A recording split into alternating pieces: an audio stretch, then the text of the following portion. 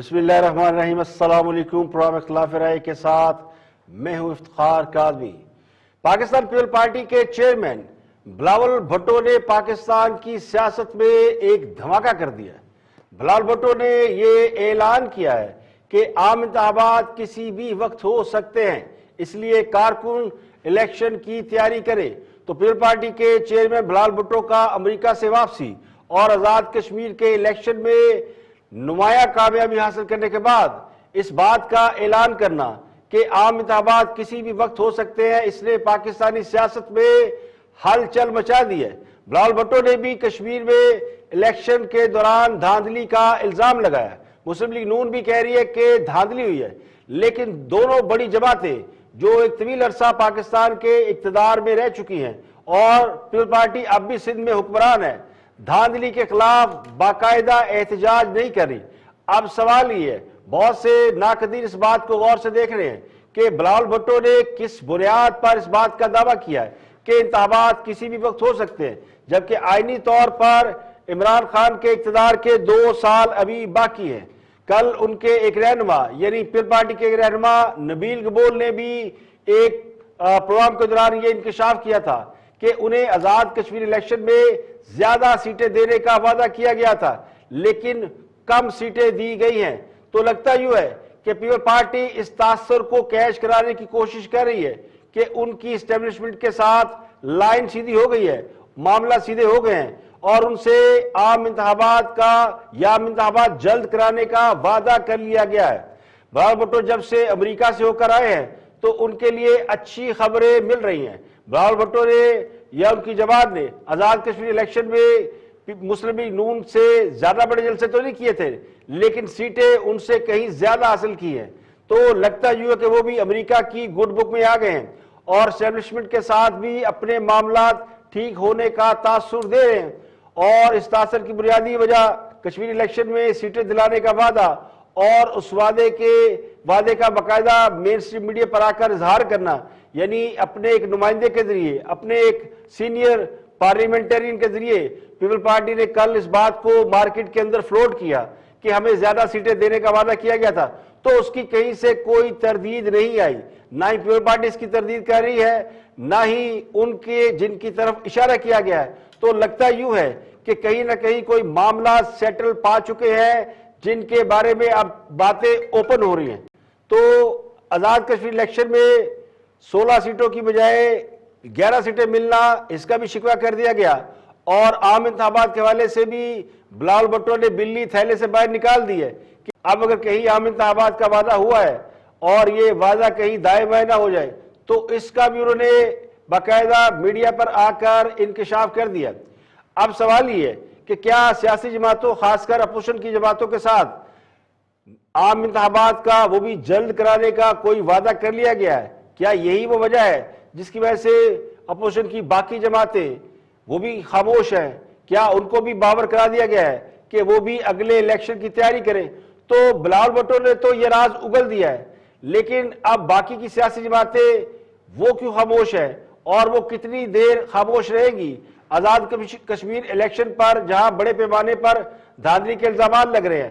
اس پر سیاسی جماعتیں کو بہت زیادہ ریئیکٹ نہیں کر رہی، ہلکی پھلکی بیان بازی ضرور چل رہی ہے، یعنی ہلکی پھلکی موسیقی سے کام چل رہا ہے، لیکن کوئی بہت بڑا رد عمل نہیں آ رہا۔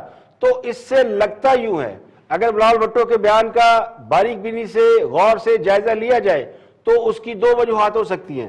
ایک تو خان صاحب نے آزاد کشمیر کا الیکشن، اس سے پہلے گلگت بلتستان کا الیکشن اور اب کسی حد تک سیالکوٹ میں بائی الیکشن جیتنے کے بعد سندھ کو ٹارگٹ کرنے کا فیصلہ کیا ہے، اور پچھلے کئی روز سے سندھ کے اندر پولیٹیکل ایکٹیویٹی جاری ہے، خان صاحب نے سندھ کا رخ کر لیا ہے۔ تو اس کے جواب میں لگتا یوں ہے کہ کہیں نہ کہیں وہ لائن کراس ہوئی ہے، جس کی وجہ سے بلاول بھٹو نے پبلکلی اس بات کو اناؤنس کر دیا ہے کہ عام انتخابات کسی بھی وقت ہو سکتے ہیں۔ اب ہو سکتا ہے کہ بلاول بھٹو کو بھی اسی ٹرک کی بتی کے پیچھے لگایا گیا ہو جس ٹرک کی بتی کے پیچھے مولانا فضل الرحمان اسلام آباد میں جو ان کا دھرنا لیے بیٹھے تھے، تو اس ٹرک کی بتی کے پیچھے وہ اٹھے اور دھرنا لے کر واپس ہو گئے۔ تو ان کے ساتھ بھی جو دغا ہوا، جو وعدے ہوئے تھے، وہ وفا نہ ہو سکے۔ اب بلاول بھٹو چونکہ وہ بھی ایک بڑے سٹیچر کے، ایک بڑی پارٹی کے چیئرمین ہیں، تو وہ اگر یہ بات کر رہے ہیں تو یہ بات بالکل رول آؤٹ نہیں کی جا سکتی. یا تو یہ انہوں نے خان صاحب کی سندھ کے اندر پینیٹریشن کو کنٹرول کرنے کے لیے ایک فیلر چھوڑا ہے, یا پھر اگر وہ یہ بات کر رہے ہیں کہ کارکن تیاری کریں تو ان سے کہیں نہ کہیں وعدہ کیا ہے, تو انہوں نے اس ڈر سے کہ جیسے کشمیر میں وعدہ پورا وفا نہیں ہوا, ہو سکتا عام انتخابات والی بات بھی پوری طرح وفا نہ ہو, تو انہوں نے ابھی سے اس کو اناؤنس کر دیا ہے. جبکہ باقی جماعتیں ابھی وہ کہتے ہیں تیل دیکھو اور تیل کی دھار دیکھو, ویٹ اینڈ سی پہ لگی ہوئی ہیں. اس کا ایک دوسرا پرسپیکٹو اور بھی سامنے آیا ہے, وہ یہ ہے کہ وہ ہے پاکستان کے حوالے سے جو اس وقت داخلی اور خارجی خطرات بڑھ رہے ہیں. کہنے والے کہتے ہیں کہ حکومت کی نالائکی, نااہلی اور قابلیت کے فقدان نے ملک کے اندرونی حالات تو خراب کیے ہیں, خارجہ حالات, خارجہ تعلقات اس سے کہیں زیادہ خراب ہو رہے ہیں. اور یہی وجہ ہے کہ آزاد کشمیر الیکشن ہو یا سیالکوٹ کا بائی الیکشن ہو, پاکستان کے اندر کوئی بہت بڑا سیاسی بحران نظر نہیں آ رہا. سیاسی جماعتیں کسی بڑے رد عمل کا اظہار نہیں کر رہی. وہ سیاسی جماعتیں جو چھوٹی چھوٹی باتوں پر لانگ مارچ, دھرنے, احتجاجی جلسے, جلوس سب نکالنے کو تیار تھیں, اور ان حالات میں جب ان پر بہت مشکلات تھیں سیاسی جماعتیں باقاعدہ احتجاج کرتی رہیں. آج سیاسی جماعتوں کے حالات اتنے خراب نہیں ہیں جو آج سے کوئی 1 سال پہلے یا 1.5 سال پہلے تھے, لیکن اب سیاسی جماعتیں بڑے آرام سے بیٹھی ہیں. تو لگتا یوں ہے کہ کہیں نہ کہیں کوئی انڈرسٹینڈنگ ڈیولپ کر رہی ہے, اور اس میں بیرونی حالات کی خرابی کا معاملہ بھی شامل ہے. اس وقت تک جب تک حالات ٹھیک نہیں ہوتے کسی بڑی سیاسی تحریک یا بڑے سیاسی احتجاج کا کوئی امکان نہیں. تو ان حالات میں عام انتخابات کیسے ہو جائیں گے؟ اب کچھ ذرائع یہ دعویٰ کرتے ہیں کہ مسلم لیگ نون کی جو قیادت ہے اور پی ڈی ایم وہ یہ فیصلہ کر چکے ہیں کہ جب تک ملک کے اندرونی حالات سیٹ نہیں ہوتے یا بیرونی خطرات کم نہیں ہوتے تو کوئی بھی بڑا سیاسی بحران پیدا نہیں کیا جائے گا. تو یہ قیاس کیا جا سکتا ہے کہ اس مشکل صورتحال سے نکلنے کے بعد ہو سکتا ہے انتخابات ہو جائیں. اور ویسے بھی بہت سارے لوگ یہ بات سمجھتے ہیں کہ الیکشن 2023 سے قبل ہی ہوں گے. اسے بدقسمتی کہیں یا نالائکی سمجھے یا اسے دشمن کی سازش سمجھے, پاکستان کے خلاف بہت سازشیں ہو رہی ہیں, دائیں بائیں لیفٹ رائٹ بہت سازشیں ہو رہی ہیں, چاروں طرف خطرات کے بادل منڈلا رہے ہیں. کچھ سازشوں میں تیزی آ چکی ہے اور کچھ اپنی غلطیاں بھی گلے پڑ رہی ہیں. امریکہ جس طرح افغانوں کو بے یار و مددگار کسی مستقل ارینجمنٹ کے بغیر چھوڑ کے نکلا ہے, یعنی طالبان کو جس طرح امریکہ چھوڑ کر نکلا ہے اس سے تو طالبان خود کو فاتح سمجھ رہے ہیں. یہی بات آج کل ہماری گورنمنٹ کر رہی ہے. تو اس سے اچانک فضا میں گرمی پیدا ہو گئی ہے اور اس میں خطرات بھی بڑھ گئے ہیں, کیونکہ افغانستان میں سیول وار کا خطرہ ہے. ایک افغان حکومت ہے, ایک طالبان جگہ جگہ پہ اپنا قبضہ کرتے جا رہے ہیں. تو اس کے جو بھی اثرات ہوں گے اس سے پاکستان محفوظ نہیں رہ سکتا, یعنی پاکستان پہ اثر ضرور پڑے گا. تو سونے میں سہاگا, چین بھی ہم سے ناراض ہے. اب ایک اور سازش ہوئی ہے, وہ سازش یہ کہ ایران کے ساتھ ہمارے تعلقات کو خراب کر دیا جائے. ایرانی کمانڈر قاسم سلیمانی کے حوالے سے خان صاحب سے منسوب ایک بیان امریکی میڈیا میں چل رہا ہے جس کے مطابق خان صاحب نے قاسم سلیمانی کی ہلاکت کو یا مرڈر کو ٹرمپ کا بڑا کارنامہ قرار دیا تھا, اور ٹرمپ نے اس کا ذکر اپنی آنے والی کتاب میں کیا. تو جو لوگ کتاب لکھ رہے ہیں انہوں نے کہا جی ٹرمپ صاحب نے یہ بات کی ہے. اب ٹرمپ نے یہ بات کی ہے یا ٹرمپ خود اپنی بڑ مار رہا ہے کہ میرا بڑا کارنامہ ہے, یہ کارنامہ خان صاحب سے منسوب کر دیا گیا ہے. تو یہ ٹائمنگ بڑی امپورٹنٹ ہے. ان حالات میں جب ایران کے ساتھ تعلقات بڑے آئیڈیل ہیں تو اس پر یہ تاثر دینا کہ خان صاحب یا ہماری حکومت قاسم سلیمانی کے مارے جانے پر خوش تھی, یہ بات پاک عراق تعلقات کے درمیان, پاک ایران تعلقات کے درمیان بہت بڑا ڈفرنس کریٹ کر سکتی ہے. صورتحال یہ کہ انڈیا ہمارا دشمن ہے, افغان حکومت بھی ہم سے ناراض ہے, طالبان بھی ناراض ہیں. اب ایران کو ہم سے لڑانے کی میں تو اسے سازش سمجھتا ہوں کہ یہ امریکی سازش ہے, اور اس پر اگر ایران رد عمل دیتا ہے اس پر ہمیں سب سے پہلے تو ہمیں رد عمل دینا چاہیے, خان صاحب کو ڈینائی کرنا چاہیے, آن ایئر آ کر آن ریکارڈ یہ بات کہنی چاہیے کہ انہوں نے اس پہ کچھ نہیں کہا, کیونکہ اگر اس خان صاحب نے بات کی یا نہیں کی ہے.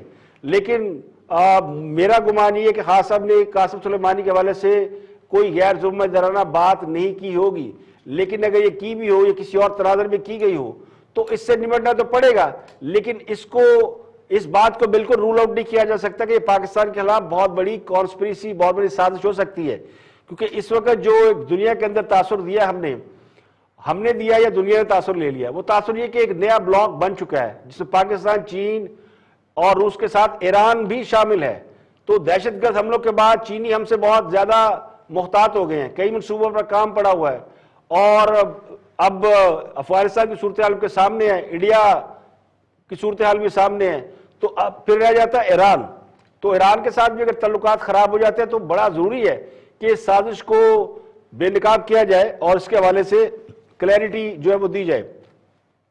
لیکن جو سورسز ہیں وہ یہ کہتے ہیں کہ جب فوج کی جانب سے اپوزیشن جماعتوں کو بریفنگ دی گئی تھی تو اس بریفنگ میں بہت ڈیٹیل، بہت منوٹلی یہ بتایا گیا تھا کہ اس وقت جو ہے صورتحال کتنی خراب ہے، ہم کسی بھی تبدیلی کے متحمل نہیں ہو سکتے. کوئی بھی سیاسی بحران آیا، کوئی لانگ مارچ ہوا، کچھ طرح کی چیز ہوئی تو یہ دشمن کو بہت زیادہ فائدہ دے گا، ہم کمزور ہو جائیں گے.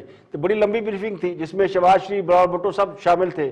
اس کے بعد سے آپ نے دیکھا کہ پولیٹیکل جماعتیں انہوں نے بڑی حد تک مفاہمت کی، ایک دوسرے سے مل جل کر چلنے کی بہت باتیں کی ہیں. تو یہی وجہ ہے کہ آج کل خان صاحب روز افغانستان کے حوالے سے اپنے کنسرن شو کر رہے ہیں اور ہم دنیا کو یہ بتانے کی کوشش کریں کہ ہم نیوٹرل ہیں. ہمارے D G I S I اور جو سلامتی کونسل کے جو منسٹر ہیں معید یوسف، یہ دونوں امریکہ گئے ہوئے ہیں تاکہ امریکہ کو یہ سمجھایا جا سکے، یہ بتایا جا سکے کہ اس کے کانسیکوینسز کیا ہوں گے.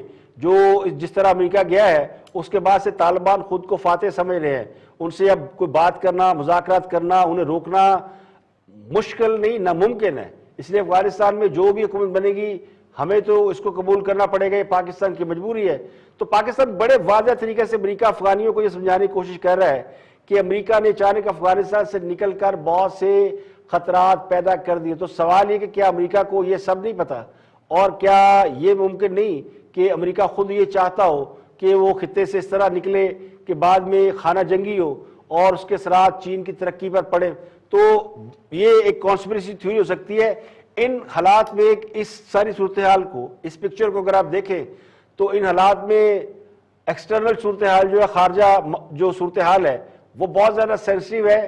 اس کے ہوتے ہوئے کوئی بہت زیادہ پولیٹیکل یہاں پہ چینجز لانا یا بات کرنا یا کوئی ایجیٹیشن کرنا، میرا خیال ہے اسی وجہ سے جو ہمارے ذرائع کہتے ہیں کہ بہت سے لوگ، میرے سمیت بہت سے لوگ سوال اٹھا رہے ہیں کہ کیوں شہباز شریف خاموش ہے، نواز شریف کی خاموشی، اور پھر اب مریم نواز بھی بیمار ہو گئی ہیں. تو مسلم لیگ نون سے یہ ایکسپیکٹ کیا جاتا ہے کہ وہ اس دھاندلی کے اوپر ریئیکٹ کرے گی، لیکن بہت زیادہ ریئیکشن جو ہے وہ ظاہر ہے کہ وہ پولیٹیکل ٹرمائل پیدا کرے گا، بحران پیدا کرے گا، اور ان حالات میں بحران جو ہے وہ کسی کو سوٹ نہیں کرتا. تو کہیں نہ کہیں سینس پرویل کر رہی ہے.